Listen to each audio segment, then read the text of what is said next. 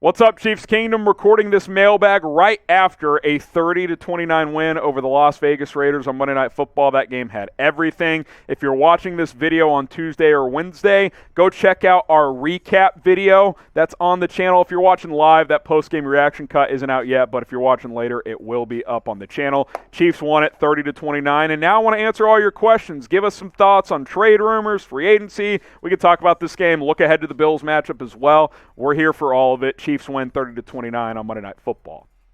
All right, first up from Throttle Blips, who is a real one on our watch party. 4-1, yes, absolutely. Hashtag Chiefs. Sub for Chiefs dub, Throttle. You'll love to see it. I appreciate everybody in that. Can we just get the FLVs going? 4-1. This was such a huge game. To find a way to win a game when you didn't play well is always nice, especially against a division rival, because now the Chiefs are 4-1 and the Raiders are 1-4. You have buried the Raiders in the AFC West 5 weeks into the season. That is huge. You don't want to give them any life by losing that game, so that was critical. RJ next up. Is this Steve Spagnuolo's final year? I don't know. It continues to be up and down defensively. I think it's been a tick better this year than last year, but Josh Jacobs ran all over Kansas City. Davante Adams got loose a couple times.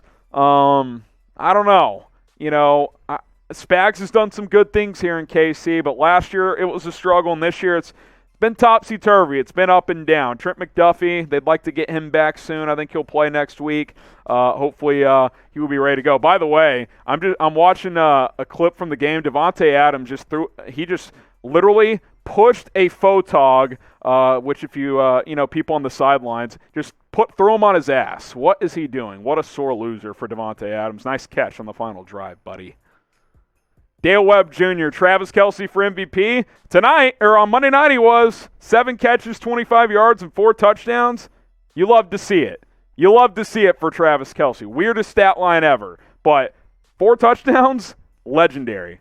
Legendary performance. Patrick Mahomes was great in this game as well. But Travis Kelce finding a way into the end zone 4 times. A lot of people were happy in their fantasy leagues on Monday night. Josh McBride with a question. Congrats, Harrison. What are the Chiefs' chances against Buffalo next week? So Josh is referring to, I believe, the fact that my wife and I are having a baby. So thank you for that, Josh. We're excited. Chiefs have they're playing at home. They're going to have a chance. We know Kansas City rises up when they play Buffalo. Now, I will say this. They got to play better than they did on Monday night. Remember last year, Chiefs got stomped by Buffalo in their own building. Get another chance at Arrowhead this year.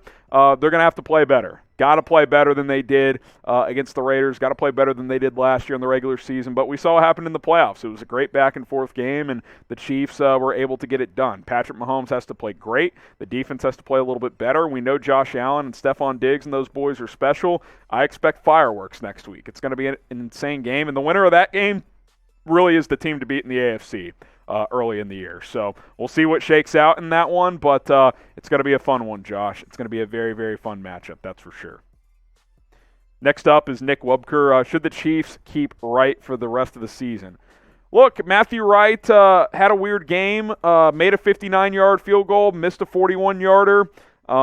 Missed another kick, but a defensive penalty gave the Chiefs another chance, and that extended a drive. He's been pretty solid, though. Better than Amendola, but at the same time, once Harrison Butker's healthy, he's going to be the kicker. He's going to be back. Now, if you're concerned about further injury with Butker, you could keep Matthew Wright on the practice squad for the rest of the year. Now, he's been called up twice. I think he's eligible to get called up one more time because he's been on the practice squad this whole time. If Butker's not healthy next week against Buffalo, Chiefs may have to make a decision on Matthew Wright to either activate him to the 53 or to cut him and sign someone else. So we'll see what ends up happening on that front.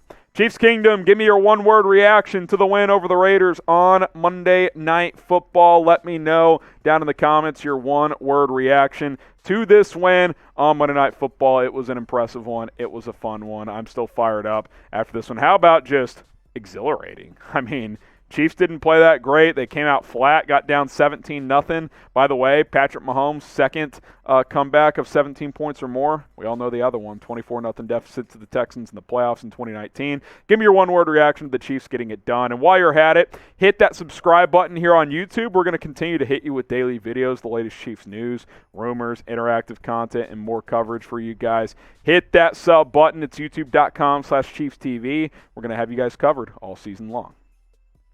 Remarkable Zay will take a shot here in a little bit. Should be 5-0. TBH. That's true. On the flip side, you could have lost this game, Zay, the way you played. So this one in the Colts game kind of evens out. 4-1 kind of feels about where they are right now. But you'll take 4-1. Cheers. You'll take 4-1. You go 4-1 3 times. That's 12-3 with 2 games to go.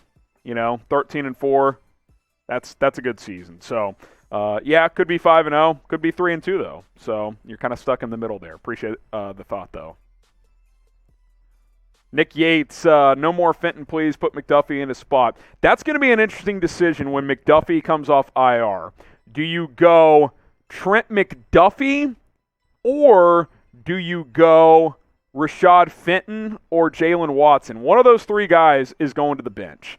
Does McDuffie stay on the sideline? Does Fenton go there? Does Jalen Watson, the 7th-round rookie, go there? Obviously, L'Jarius Sneed's going to stay out there, but they're going to have to make a decision. So, curious to what you guys think. Let me know which corner gets benched once McDuffie is healthy. Is it McDuffie staying on the sideline, Watson, or is it Rashad Fenton? Let me know what you guys think in the comments. Juice Tan with the question, Mahomes, early MVP favorite. I don't think he's the favorite right now, but he's definitely up there. 4 touchdowns adds to his season total. He's having another great year for Kansas City. He's going to be in the mix until the end. Other guys in the mix, Josh Allen's having a hell of a year. Jalen Hurts is having a big-time year. But Mahomes is right there. He's definitely right there. What do you guys think? Should Patrick Mahomes win MVP? Type Y for yes. Type N for no. He's going to be there until the end. He's going to be there until the end. And I'll tell you what, win or lose, he's a real one. And if you're a real one, get the Real One t-shirt at chatsports.com/realkc. It's chatsports.com/realkc. Represent the real ones here at the Chiefs Report. Type Real One down below, and we're going to have you covered all season long for the real ones. So type Real One, get a Real One t-shirt. Link in the comments and in the description. chatsports.com/realkc. Dale Webb Jr., does the defense need more help?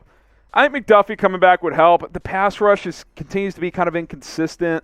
I'd like to see more from Frank Clark. He had half a sack in this game, which was nice, but I need to see more there. Chris Jones had another big game. Got screwed on that one play, let's be honest. You guys know what play I'm talking about, where he strip-sacked him and they called it roughing the passer. Total joke. But, another corner maybe, another pass rusher. Willie Gay coming back soon. I think he's out one or two more games. All those things will help. We'll take a few more. Let's get to 10 here, Trizzy. Tony Fuentes, you are right. We don't need Tyreek. Look, I've said all year that I think the Chiefs will be fine without him. At the same time, I would, if you think I wouldn't like to have him, you're crazy. I would love to have Tyreek Hill on this team. But I think, the Chiefs are able to spread the ball out a little bit more. But you lose some of your explosion. There's no doubt about it. Tony's celebrating as well. He's fired up.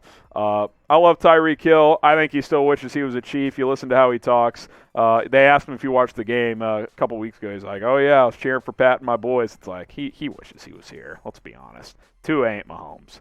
Austin Duvall, what was up with the officiating? It was bad, both ways. Now, it was Raiders got some bad calls too. But the one in the first half was easily the biggest one. Chris Jones strip sacks Derek Carr at midfield with a minute and a half left, and the Chiefs were down 17-7. They had just scored to get on the board.